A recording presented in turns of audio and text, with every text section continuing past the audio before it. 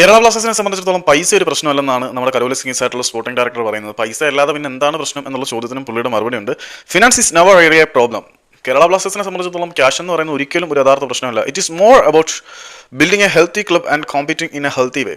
അതായത് ഒരു ആരോഗ്യപരമായിട്ടുള്ള വഴിയിൽ കൂടി പോരാടുന്ന അല്ലെങ്കിൽ ആരോഗ്യപരമായിട്ടുള്ള വഴിയിൽ കൂടി സഞ്ചരിക്കുന്ന ഒരു ഹെൽത്തി ടീമിനെ വാർത്തെടുക്കുക എന്നുള്ളതാണ് യഥാർത്ഥ വെല്ലുവിളി. I am proud and I think every football supporting person in Kerala should be proud. ഞാൻ അഭിമാനിക്കുന്നുണ്ട്. അതുകൂടാതെ കേരളത്തിലെ ഫുട്ബോളിനെ സ്നേഹിക്കുന്ന എല്ലാ ആരാധകരും അഭിമാനിക്കണം. എന്താണെന്ന് വെച്ചാൽ, അല്ലെങ്കിൽ ഫുട്ബോളിനെ പിന്തുണയ്ക്കുന്ന എല്ലാവരും അഭിമാനിക്കണം. എന്തുകൊണ്ടെന്നാൽ how many young players have come through our structure. നമ്മളുടെ ഈ ഒരു സ്ട്രക്ചറിൽ കൂടി എത്രയധികം മികച്ച യുവതാരങ്ങളാണ് വളർന്നു വന്നത് എന്ന കാര്യത്തിൽ കേരളത്തിലെ ഓരോ ഫുട്ബോൾ ആരാധകനും അഭിമാനിക്കണം. നമ്മൾ വെറുതെ ക്യാഷ് ഒരിക്കലും ബ്ലാസ്റ്റേഴ്സിന് ഒരു പ്രശ്നമേ അല്ല.